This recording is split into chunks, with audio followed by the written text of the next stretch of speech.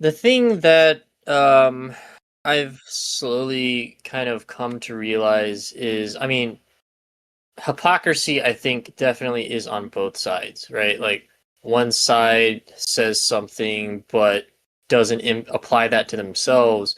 And I think one thing that, we as people need to understand and realize is that if we're going to have a certain standard for somebody else, we have to have that same standard for ourselves, right? That's something that I've kind of grown to,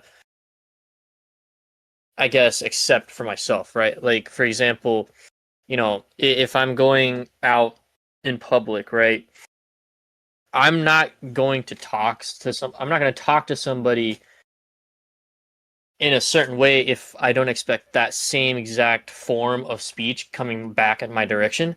And so, like, if I'm ever out in public or if I'm ever, like, talking to somebody, I approach them as kindly as I can, because at the end of the day, that exemplifies that I am trying to approach you in a kind, respectful manner, and I expect the same exact thing being reciprocated back to me. Now, obviously, if is that the case, I mean, sometimes it is, sometimes it isn't, right? Sometimes you'll be approached very rudely or in a very agitated way by somebody else, but at the end of the day, right, like, even if that other person isn't reciprocating it, you should never lower your standards and fall, in my eyes, fall to a similar low level.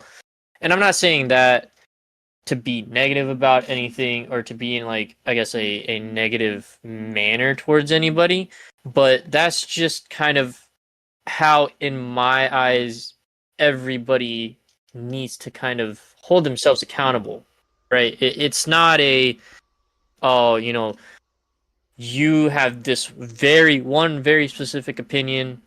That's the only thing I'm judging you on.